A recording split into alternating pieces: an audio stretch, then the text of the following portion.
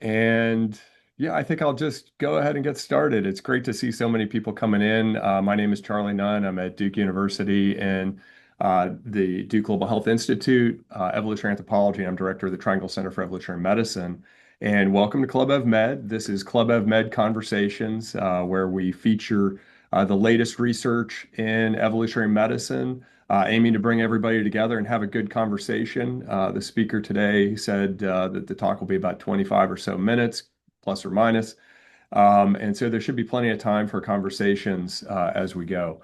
Let me just note that Club of Med is organized by a bunch, if I can get this to go in there, a bunch of different evolutionary medicine centers. Hopefully you're seeing that in the chat. And also the International Society for Evolution Medicine and Public Health. And again, I'll try to put that in the chat. Here we go. It's a good time to renew your membership if you're not already a member of ICEMP. And also, please remember to submit your articles, your best work to the journal, Evolution Medicine and Public Health. Great journal, good impact factor, a very committed editorial board, and we'd love to see your articles submitted there. And then finally, we have the annual conference, and that registration is gonna open up in I think about 5 or 6 days. We're going to get it open a little bit earlier this year. It's going to be in Kiel, in Germany from July 28th to the 31st, and we really hope you'll consider joining us there. Okay, I'm going to hand things over to Cynthia Bell, is going to be introducing our speaker. Go ahead, Cynthia. Thanks. Thank you. Hi, everyone. I am delighted to introduce Amanda Lee. She's currently at Vanderbilt in the Department of Biological Sciences. She did a postdoc at Princeton and received her PhD at Duke.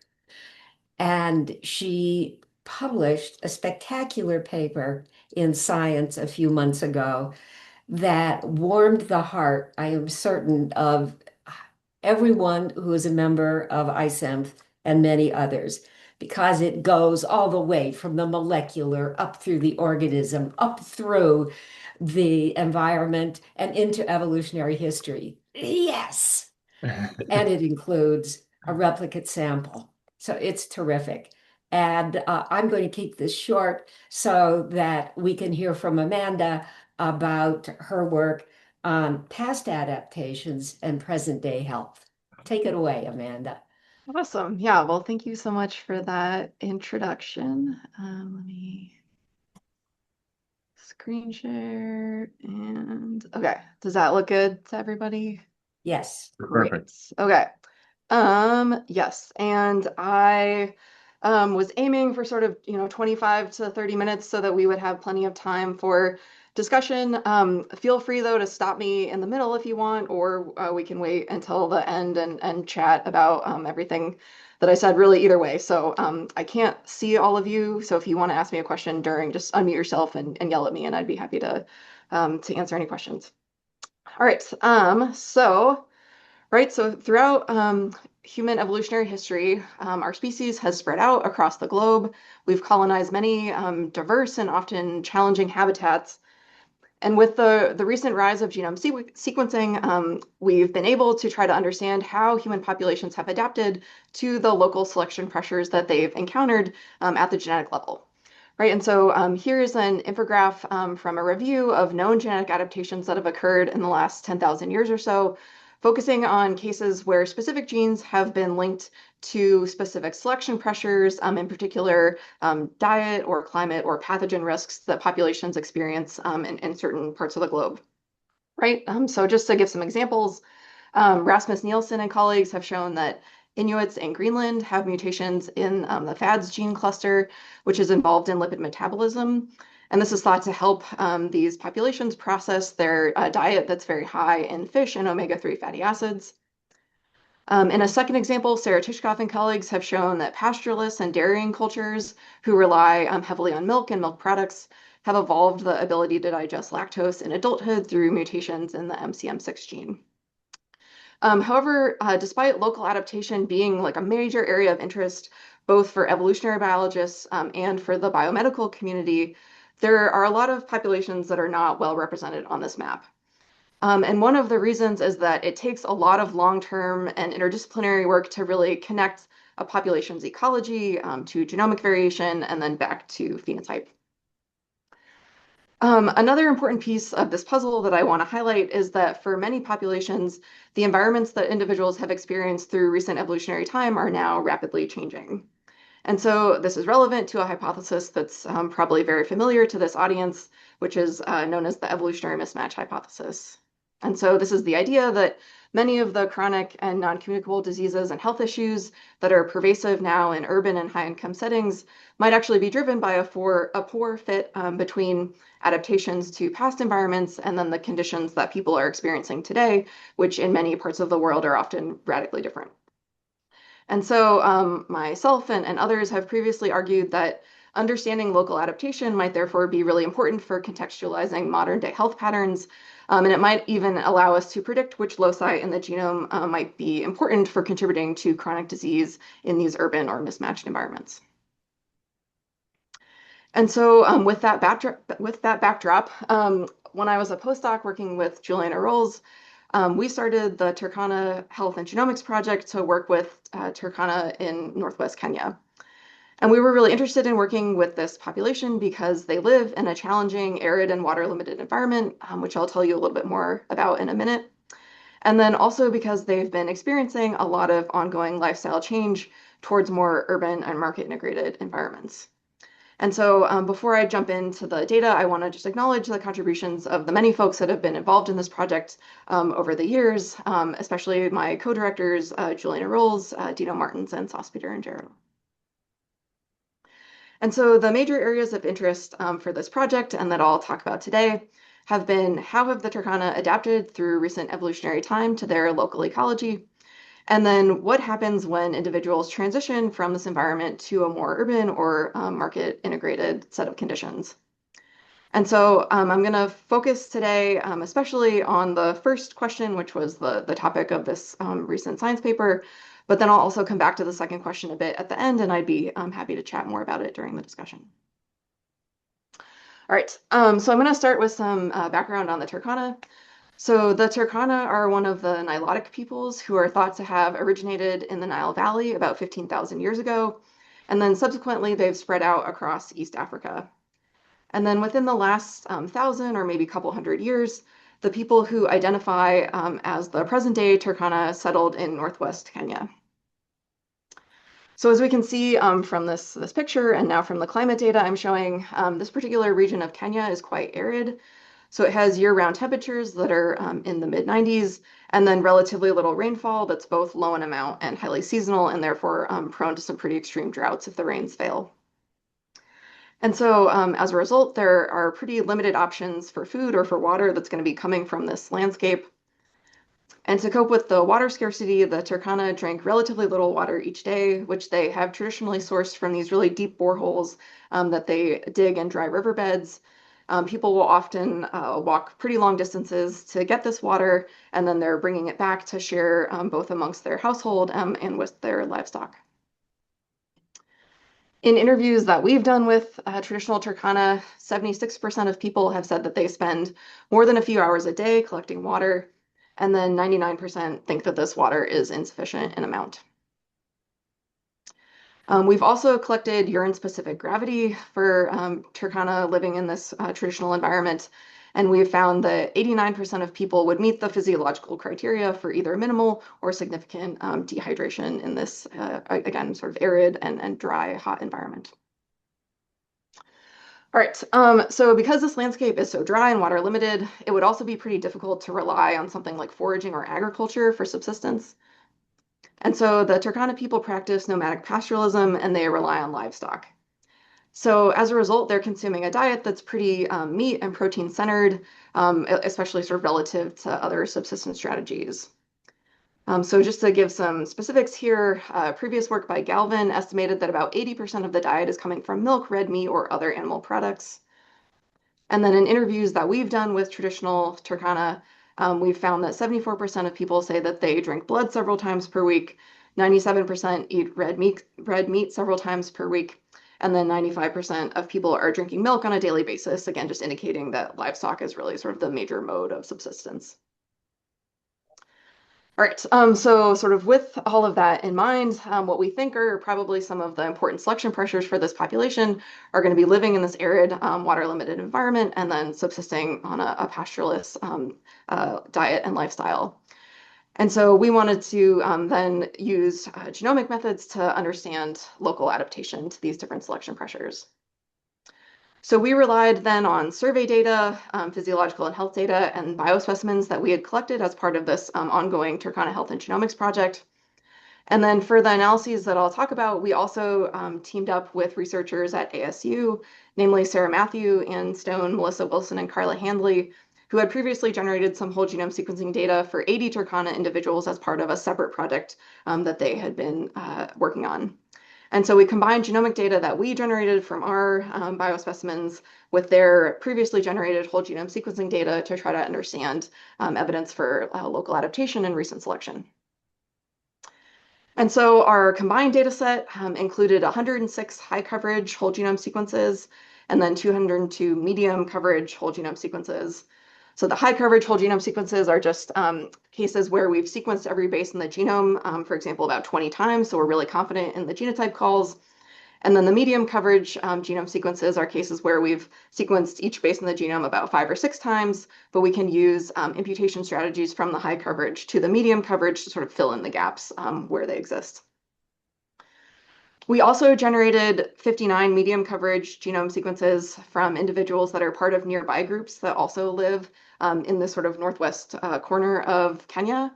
So these are going to be groups like El Molo, Rendile, Samburu. Most of these are part of the same Nilotic lineage. And so we generated these data because we wanted to sort of place the Turkana within the context of this particular geographic region and also understand whether some of the patterns that we would see in the Turkana would be shared with other Nilotic groups.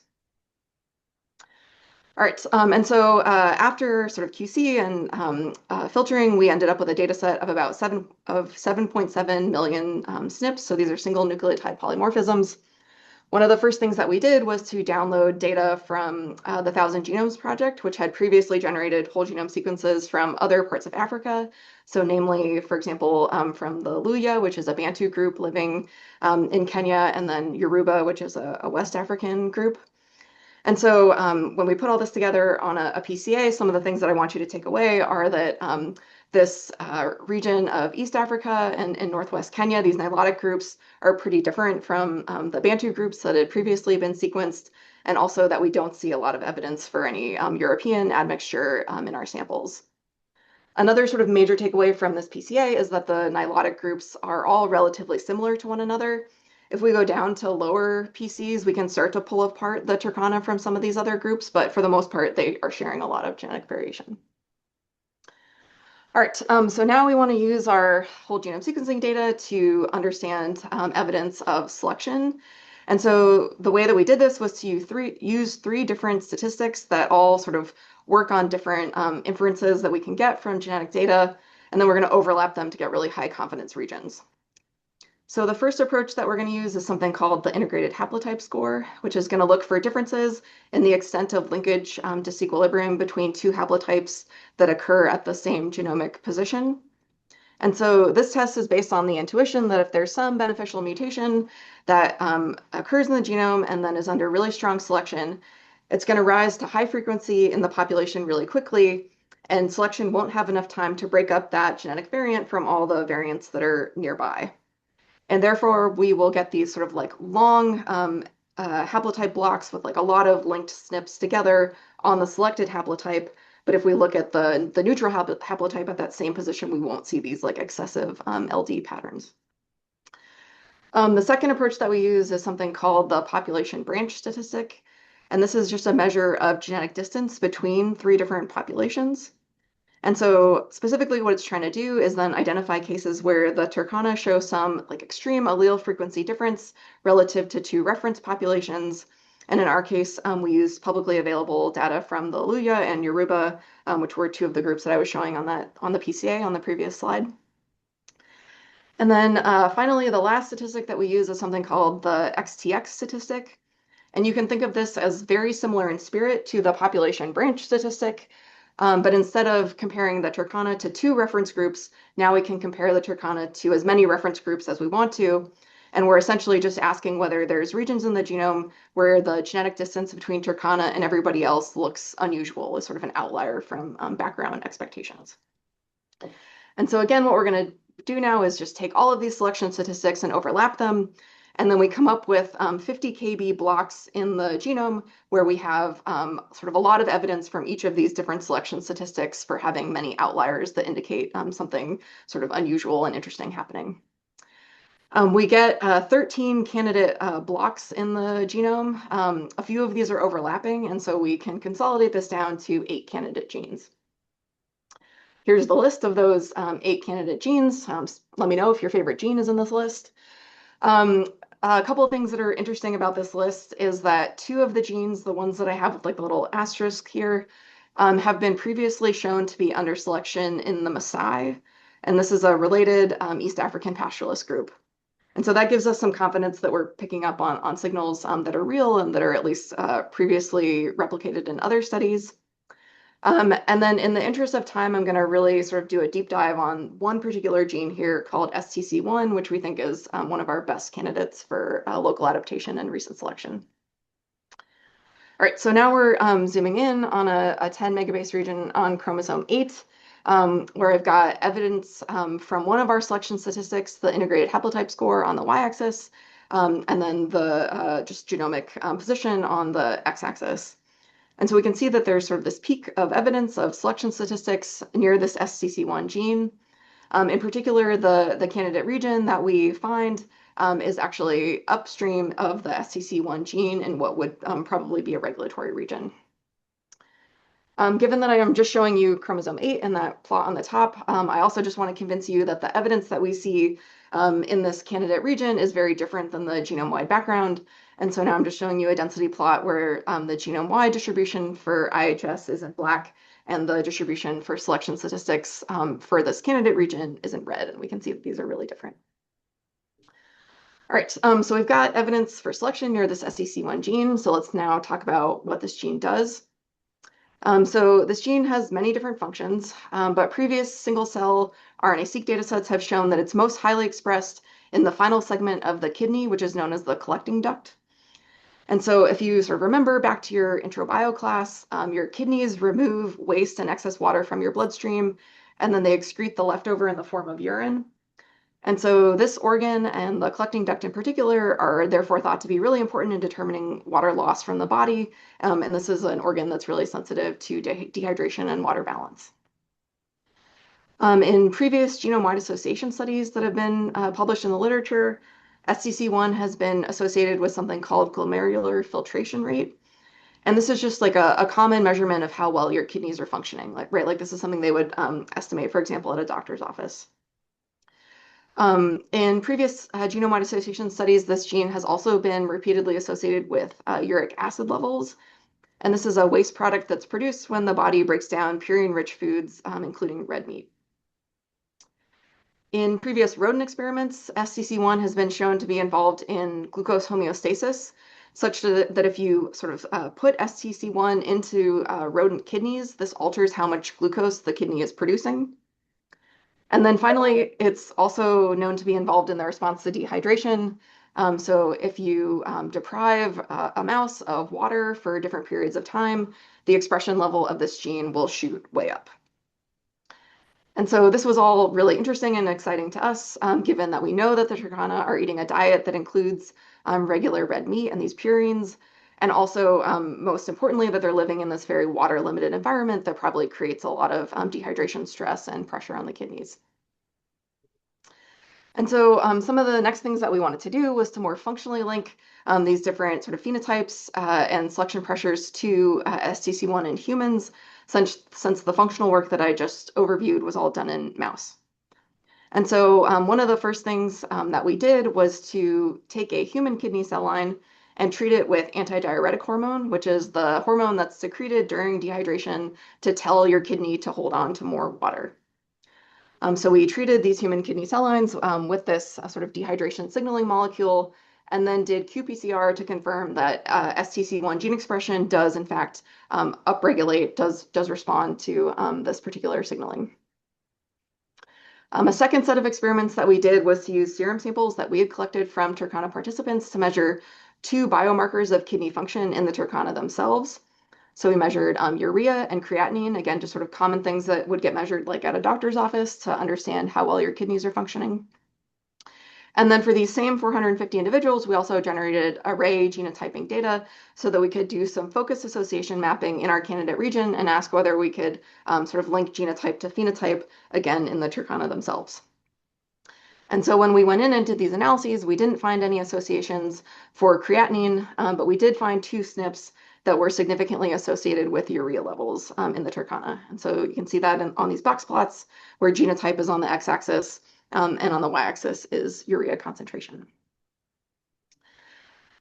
Something that was really exciting to us is that one of the SNPs that we found to be associated with urea, again in the Turkana themselves, falls on the same haplotype block as the SNPs that we have found to have the greatest evidence for selection.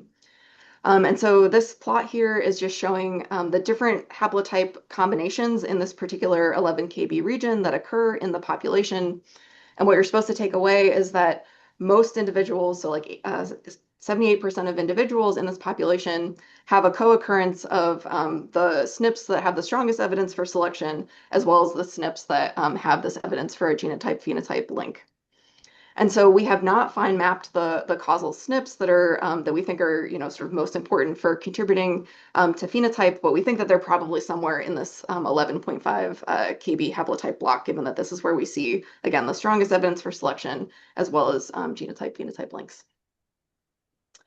All right, so hopefully this has been interesting and convincing so far that we've got evidence for selection, maybe a link to phenotypes and sort of ecological pressures that make sense for the population. And so the next thing that we wanted to know was when did selection occur, right? What is sort of the evolutionary history of this locus? When was the onset of selection, and also how strong was selection? So if we look at one of those SNPs that has our strongest evidence for selection, and we look at what the allele frequency is like in the Turkana and also in these other nilotic groups in Northwest Kenya, and then compare it to published data from the Thousand Genomes Project, we can see that that these SNPs are circulating in other African populations, right? And so these SNPs are at sort of intermediate allele frequencies throughout Africa and African ancestry groups living in other parts of the world. But then we see that these SNPs are at higher allele frequencies in East Africa in these nilotic groups. So something that we therefore sort of hypothesize might be our working model here is that as these East African nilotic lineages started to practice pastoralism, maybe this created a selection pressure on SNPs that were already circulating again within Africa. And so again, our working model here is that these are that this is selection on standing variation that would have coincided with the timing of both East Africa getting really dry and also pastoralist practices starting within the Nilotic cluster, which is going to be about 5,000 to 8,000 years ago. And so I'm not going to go into the weeds on how we estimated the strength and the timing of selection, but this was really work that was led by Ian Caldis, who developed some machine learning methods that allow us to estimate both the nature, strength, and timing of selection. And sort of at a really high level, the way that his methods work is that he simulates a bunch of different genomic data sets under different evolutionary scenarios. And then he builds a model that can sort of learn what summary statistics are associated with what evolutionary scenarios.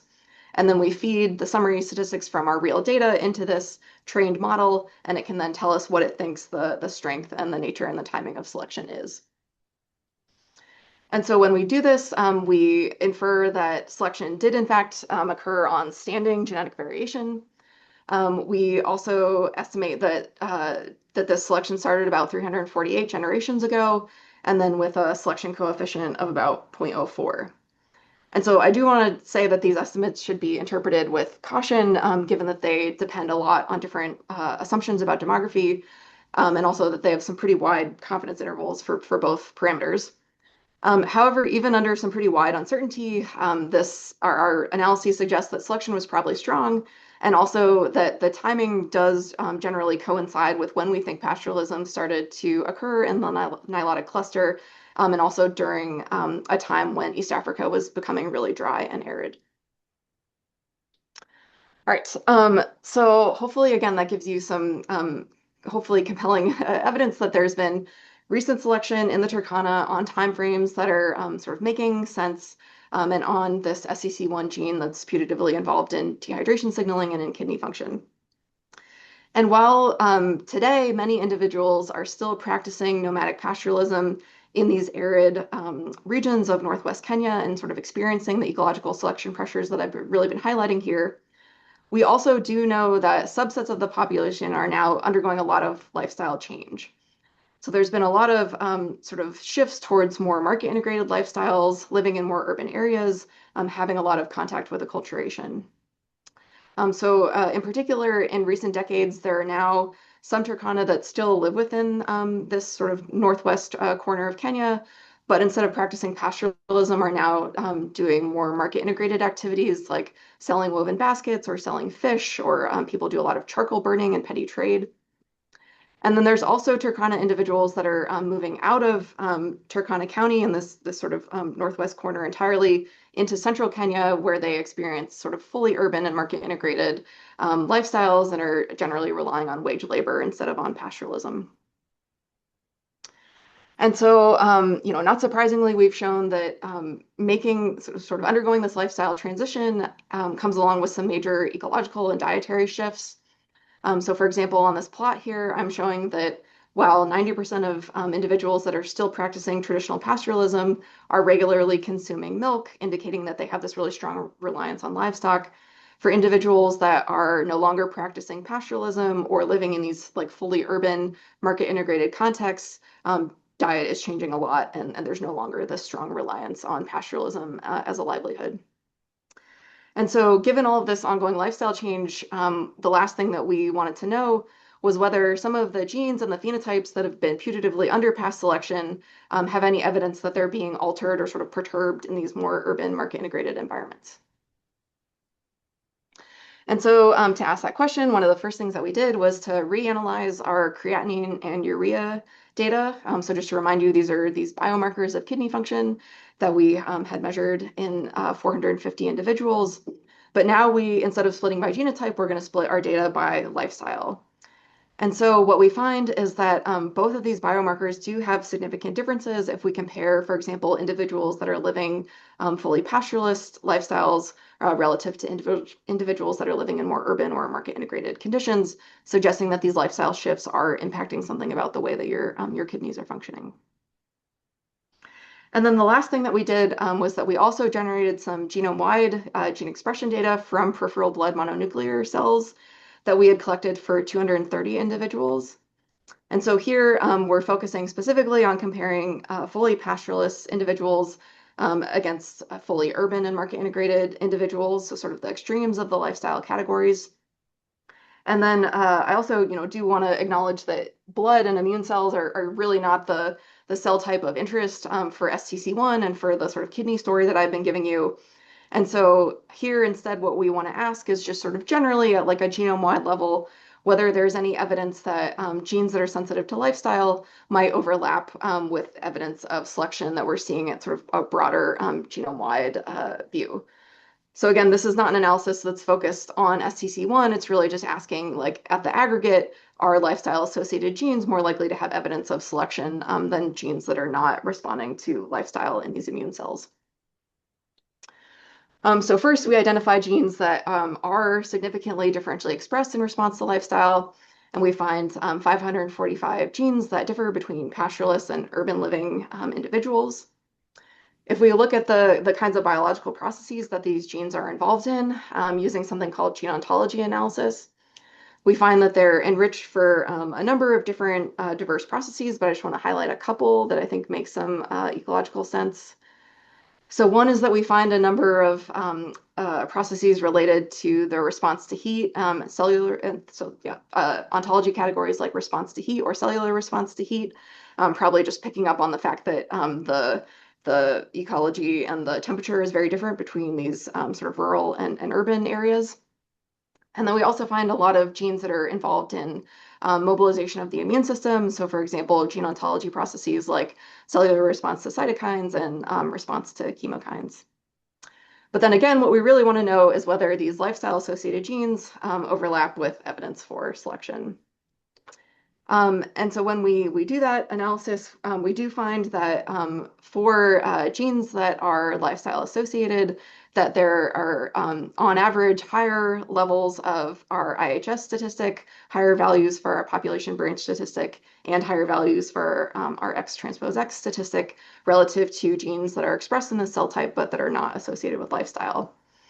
And so, this gives us some evidence that there might be co-occurrence in the genome of both past adaptation and then the response to these urban mismatched conditions. All right, so just to summarize what I've told you here, so I told you about how we were able to use whole genome sequencing to uncover evidence of selection, especially in this putative regulatory region near this STC1 gene. We then did some follow-up experiments to show that it's involved in dehydration response in humans. We were also able to link genotype to a kidney biomarker in the Turkana themselves, and then also estimate that the strength and the timing of selection potentially makes some sense with what we know about the history of pastoralism in nilotic groups. And then I ended by giving you some evidence that ongoing lifestyle change might be perturbing both some of the genes and the phenotypes that we think have been important for past adaptation. And then I just wanted to sort of end by saying that this is really the direction that we've been going with this project in recent years as well, is trying to understand how lifestyle change is influencing not only kidney health, but also sort of different chronic non-communicable diseases and what that means for people's lives. And then we've especially been trying to then go in and actually link this variation in health that we see to information that we have at the genetic level, where we're especially interested, again, in trying to understand whether there's evidence that SNPs or genes that have been under past selection and might have been doing something advantageous in past environments might be those same regions of the genome that are actually detrimental and sort of creating disease risk in mismatched environments. And I just want to thank everyone involved in the Turkana Health and Genomics Project, as well as the communities and study participants that we work with, and then especially all of the co-authors on this paper. And then I can start taking questions from the audience. Thank you. There are a number of questions in the chat. Right now, Okay. I don't see any, and a lot of them are from people who seem to know a lot about pastoralists. Okay, cool. Dennis Clements, would you like to ask your question? Yeah, I had a question about blood pressure. Do you have blood pressure on these? A lot of arid communities in arid areas have a high blood pressure Yeah, problem. yeah. Linked to Yeah, kidneys, obviously. yeah, we have also seen that in our data. So we do see that the Turkana tend to have relatively high blood pressure. So we haven't, I guess, we haven't tried to do any analyses where we look at relationships between the genetic variation, for example, in the STC1 region with blood pressure, but we definitely see sort of what you're commenting on, which is that there's often pretty high blood pressure. Yeah, the amazing thing to me is they seem to withstand high blood pressure, unlike us, Yeah. that would probably kill us. They seem to Yes. do okay. Yeah, definitely. And we, in some of the like the other papers that we've published that look at like how cardiometabolic biomarkers vary across the sort of pastoralist to urban gradient, if we use the sort of European cutoffs for hypertension, right, we get like tons of people that would pass the criteria for hypertension, and we've definitely then had a lot of discussions about like is that really, clinically relevant in these populations where it seems like there's just kind of uh, the mean for the population tends to be a lot higher than what we would experience in other settings. So Thank yeah, you. so we definitely see that for sure. Hi, Joe, you want to ask your question? Yeah, hi. Wonderful talk. I really enjoyed the paper and the discussion so far. I'm wondering about the kind of the relative contribution of selection because of an arid environment and dehydration versus selection from the unique diet, and in particular the amount of iron that the Turkana consume. Yeah. That might affect STC1. Yeah, that's a great point. So we have not measured dietary iron, but I suspect that it is probably pretty high, and I think that would be something that would be really good to get some better information on. I think the other thing that I think a lot about now, based on some recent work that we've been doing, is that it might that for the water that it might not only be sort of the amount of water that people have access to, but also what's in the water. So we have been doing some like water quality testing, and we find that the water that people drinking, right, especially that comes from these boreholes, has like really high salinity. It has a bunch of other stuff in it, and so I think that yeah, I think that I'm kind of hand waving, right, and being like something about water and something about diet are probably the important and relevant selection pressures. But I think you're right that we don't necessarily know like the specific, factors or molecules, and that's definitely, places where we're trying to just collect more data and understand more as we go on. But yeah, iron Fascinating. is a good one we should look at. Yeah, thank you. Yeah. Hey, Mandy, would you like to ask your question? Sure, thank you. Great talk. I was just curious because I went to Turkana, the field school, when I was an undergrad, and I grew up in a fishing village. So I'm really always passionate about people that use their water resources and lakes and things like that. I was under the impression that since the Holocene, Turkana or people living in that region were always had some degree of fishing. So I was just wondering if you could clarify how you quantified pastoralist rural versus then your non-pastoralists Yeah.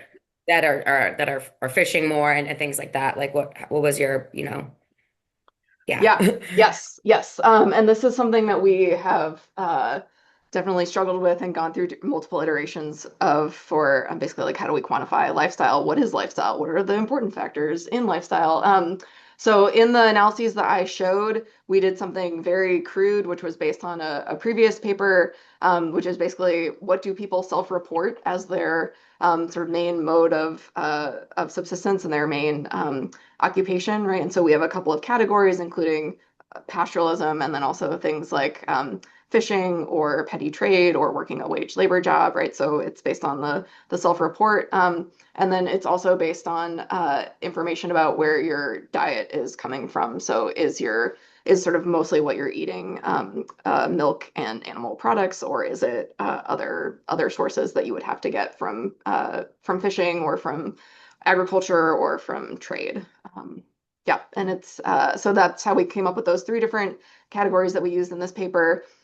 In recent work that we've published, we've tried to like think about whether there are better ways to quantify this, and so we've actually done some analyses where we use other ways that other folks in the literature have proposed to quantify lifestyle, as well as where we've created scores that are about like how traditional is your diet versus how market integrated is your diet, versus like sort of what are you living in a high population density area versus a low population density area.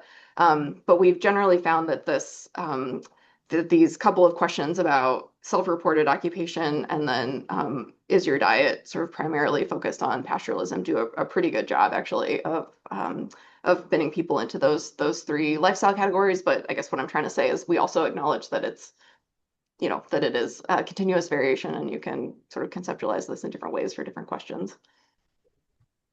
Great, thank you. Yeah. Hey, Mike Little, would you like to ask your question? We don't hear you. Are you muted, Okay, I Mike? just did it. Okay. Okay, thanks. I was surprised about, I've got a lot of questions, but I'll focus on this Yeah. one. I was surprised about the comments about blood pressure because we did a blood pressure survey in the 60s and found that the Turkana had among the lowest blood pressures of any East African population or West African population. And there was a substantial literature on blood pressure prior to that time that showed that many East African populations, including the Samburu and the Rendili, I think, had relatively low blood pressures. And so that this is contra to what some of the discussions were about blood pressure. Yeah, I don't know. I mean, I will say that we've generally found higher blood pressure in our um, data sets. So this is in the Science Advances paper that I think I referenced on one of the slides. So it might just be sort of different like changes over time. I guess it could also be looking at communities living in different areas since blood pressure can be pretty sensitive to sort of what's going on in your life and what kind of environment you're living in. But yeah, I guess I don't know what else to say other than those are the patterns that we've seen in our data so far. It could be a secular change as well, Yeah, yeah, yeah. associated with the introduction of Western food. Another point that I had was in the population that you studied, there was you indicated that they were having a fair amount of meat intake, and in South Turkana, most of the dietary fluctuation was in milk versus blood and meat, and blood was usually used only as an emergency when there was less milk available, and meat. And Kathy Galvin also did much of this work. And meat was consumed in very high amounts when there were droughts and animals were dying, rather than at regular times. But there may be differences in the population that you studied over time, and also differences from South and North Turkana. Yeah, and definitely if you look like the sort of map of the communities that we worked with are more sort of on the border and not like we didn't have coverage of South Turkana in the areas that you've worked. So it might be that there are sort of differences across the region as well as changes over time. I guess I also want to make sure that it's clear that we're not saying that people are having sort of massive amounts of meat in their diet, but just that relative to a lot of other sort of subsistence activities, like relative to agriculture or foraging, that there's probably more in a pastoralist diet than there would be for other folks. But there was a lot of variation in the diet, both Yeah. seasonally and Yep. and annually, Yeah, definitely. depending upon a variety of conditions. Definitely. Yeah, a lot of and we definitely see a lot of seasonal variation for sure. Thomas Kraft, would you like to ask your question? Hi, Amanda. Hi, Tom. Um, I'm just curious about the trade-offs. Like, is it bad to have this variant of SDC1? Is there any reason to believe that we should not see this in other populations around the world because having the common Turkana variant has some kind of dire trade-off? Yeah, I guess that's it. Yeah. Yeah, that's a good question. And something that I didn't put on a slide just in an effort to not overwhelm everyone, is that the variants that we see that look like they're under selection are actually at really, really low frequency outside of Africa. So they're at sort of intermediate allele frequency throughout Africa. Then they're at high frequency in East Africa. But in Europe and sort of the rest of the world, they're at very low frequency. And so that could either be because they've been, selected against, or it could just be like a demographic, they were lost during the out of Africa bottleneck. We don't really know, but it's interesting. And it definitely sort of, makes me wonder whether there are trade-offs for those particular alleles. Yeah, cool. But there's no obvious physiological downside based on what's already known about this gene. Yeah, not that we know, but I wouldn't say that I think that there's really good evidence, right? Like most of what's been done so far to look at sort of what the function of this gene is are these sorts of mouse experiments, right? Where they're like, we're gonna like do something to mice and have a control and a treated group, and then we're gonna see what this gene does, right? Which isn't then really getting at like in a complex environment where you have to, sort of like manage many different physiological functions throughout your, life course, like what's happening for, having kidney function in one way, does that trade off with something else about your physiology? So I think we don't know. I mean, my guess is probably yes, because like everything in the genome is pleiotropic, right? So it's hard to imagine that there wouldn't be some sort of trade-offs or other functions that are impacted by having this particular variant. Thank you. Kathleen, would you like to ask your question? So, thank you for a lovely presentation. That was super interesting. And as Cynthia, mentioned in her introduction, it was so far-ranging. But I was thinking even further ranging and how this gene might be conserved through phylogeny and animals that are being relied on here for fluid are also having to extract fluid from the very same environment. So if there's a certain point at which the cattle or the goats were brought into the region, it would be really interesting to know if their genes were upregulated from ancestral populations of Bos indicus, wherever that came from or whatever, over time. Um, so that's one thing because they're competing for the same water sources. So you can't keep drinking their blood or drinking their milk or eating their flesh, or they're not going to be there anymore. And the other thing, more globally than that, is the impact of the animals and the people on the ecosystem itself. Because as we developed more ways of dealing with drought, and the animals we developed better ways of dealing with drought, then we're able to support greater populations of both animals and people, which are then stamping around, eating every little thing that possibly grows, and promoting desertification, which then is going to prompt lifestyle changes and people moving into cities, et cetera, not being able to support a pastoralist lifestyle. So I wonder if you could comment on those two questions. Yeah, yeah, no, I definitely have a lot to say, I think, about both. So, yeah, one is about sort of thinking about selection on the animal side. So we have not done any work on this, but I agree that it's a really interesting question, and that the animals are living in similar environments and also having a lot of sort of similar challenges. And so I think that that's a really exciting area of study. I'm now forgetting the specific citations, but we do in the paper sort of note that this particular gene has been indicated in desert adaptation in a couple of other animals, and I forget. I think there was like a desert wolf population, and then there was one other animal. But we have we did find some evidence from the animal literature that there had been some previous work on this gene, and noting that it was involved in animals living in desert environments.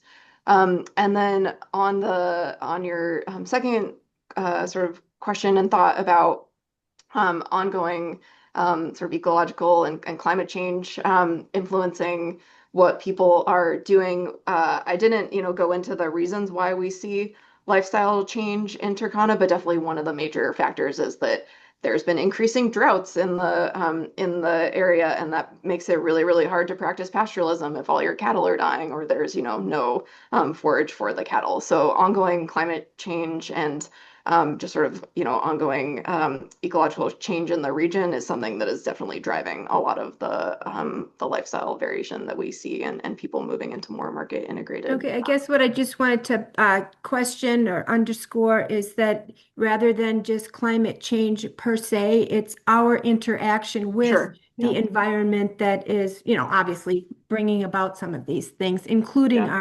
our husbandry practices. Right. Okay. Yeah. Yeah. Point. Thank you. Sure. Yeah. Thanks.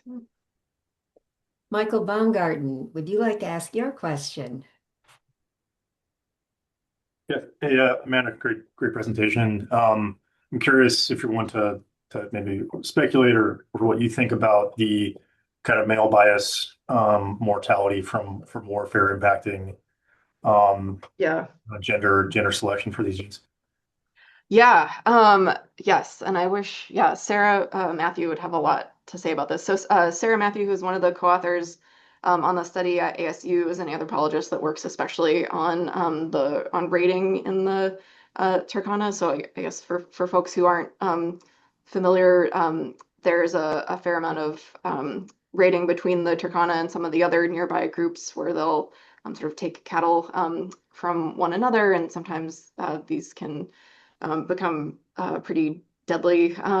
And so, she has definitely been interested in whether some of the selection pressures might actually be kind of cultural, right? Like because you do during these raids have to run very long distances. You're not stopping for water, right? And people who are not able to sort of keep up with the physiological demands of like, of participating in these cattle raids will sometimes perish during the act. And so I don't have any data on this, right? But it's something that she's been really interested in, and she has a lot of great work on the sort of cultural anthropology side of this of these raids. I think that I don't know basically like how long we think that the raiding has been happening and what we think the like how strong the selection pressures would be. But I think that that's an interesting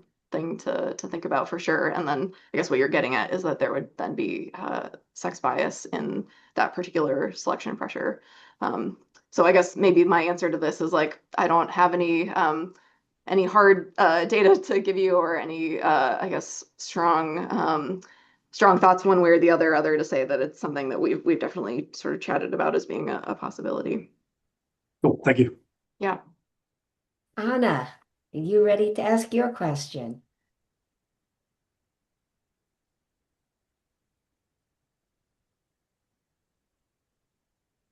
Well, Anna Di Rienzo wrote, are any of these selected STC1 variants associated with blood pressure in GWAS? Yeah, that's a good question. We didn't look at that, but now based on this conversation, I feel like I should. So maybe I'll send everyone an email and let you know.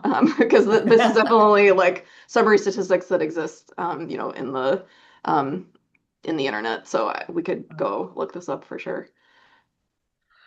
Okay, one more question we have time for, probably. Neil, would you like to ask yours? So I was wondering if you've looked into what's known about the protein product of STC1 and what prediction algorithms would suggest about the structural impact of the variants that you think are selected for? Yeah, so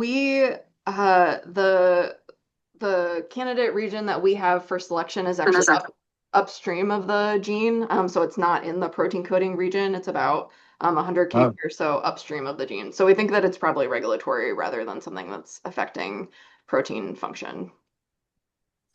Have you explored whether that has transcriptional activity changes or whether it's some other factor? Yeah, so we went down many rabbit holes around this. And so I think I said in the talk when I was introducing the STC1 gene that it's really, really highly expressed in this one very particular cell type in Right.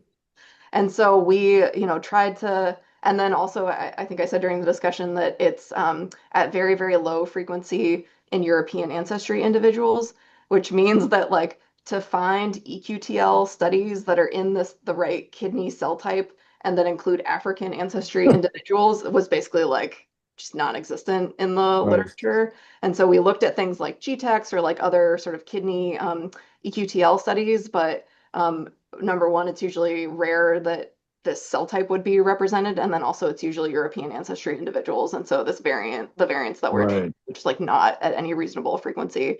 And so we then wanted to do some reporter assays to try to figure out whether we could fine map the variant, but given that we're in this like we have kind of a 75 kb region that is the region for selection, we just didn't end up. You're saying it's normally already transcribed heavily in the relevant cell type. Yes. Yeah. Yes. Is it possible that this change upstream is affecting what cell types it's expressed in? That's very possible. Yeah. So we just don't know. I guess we would need then in that case to get, some either an experimental setup where we could have the candidate variants and then look at like single cell expression data in a mouse kidney or something. Yeah. Or like I said, if someone would like to, give me more money and time, I would like to do like a reporter assay tiling of this particular region, but then we need a cell line model for the collecting duct. You need to recruit a nephrologist. Yeah, that would be good too. and one Thank with a you. certain STC1 variant. Yeah, yeah.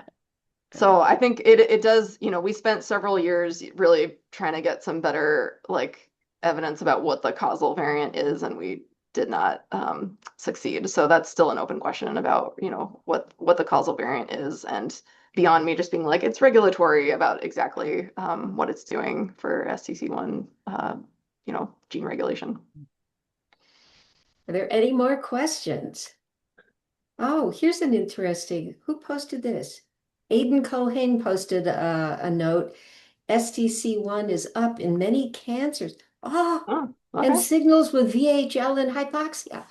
cool. Everything comes back to hypoxia. You made Cynthia happy. Yeah, yeah. Cool. Yeah, no, I didn't know that. I'll look into it. Oh, good. Oh, Okay. well, thank you for that, Aidan.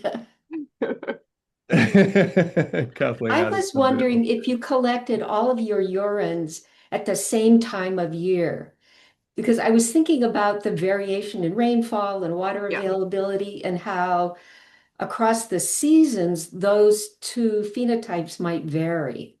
Yeah, and they absolutely do. So it was not all collected at the same time of year. We have done analyses then where we control for season, and that's, about the best that we're gonna do. But we did collect the data sort of across a wide landscape and then also across different times of year. And you're totally right that there's a lot of seasonality. Okay. Anyone else we have time for one quick one. I have one quick one. Yeah. Are they only herding cattle or are they herding a wide range of animals? Yeah, there's a couple of different, so it's not just cattle, there's a lot of goats, and then camels as well are sort of And the do they main give livestock. all of in some areas, animals don't give milk throughout the year. Do these animals give milk throughout the year, all of them? Oh, that's a good question. I guess we do have people like, so we ask the people about what it is that they're consuming, and people say that they're consuming milk throughout the year. So we have not, I guess, asked whether there's like certain animals that are not producing milk throughout the year, but the folks that we've worked with and done dietary surveys with do report milk consumption throughout the year. Thanks. Charlie, back to you. Thank you. Okay. And Great. Paul, we're at the top of the hour. Do you have a really quick question or do you want to connect with Amanda separately? Sorry, I saw your hand go up I'll just just very, very briefly, I'll connect separately, but in that same project that Mike Little, who spoke earlier, was worked for many years in Turkana. One of the things we did was collect urine samples as part of reproductive ecology studies. And I've got a fair number of records on the density and whatnot for those records, which were collected at different seasons, different years, which might be useful to look at for the overall variability. But I can get in touch with you about that. Yeah. We never studied dehydration specifically, except of course by participant observation. Yeah. Oh, that'd be great to talk more. Yeah. Okay, we're at the top of the hour, so we should wrap up. We should end here. Thank you, Amanda. That was a fantastic talk. And what a great set of questions and conversation points from many different perspectives today in the audience. So thank you all for joining. And Cynthia for hosting, Mary for organizing. If you're not already on our EvMed list, I just pasted the link into the chat. That's how you can keep up with our future talks. We have a pretty good lineup already taking shape for the spring. So please sign up if you're not already on it, and we hope to see you in January. Thank you.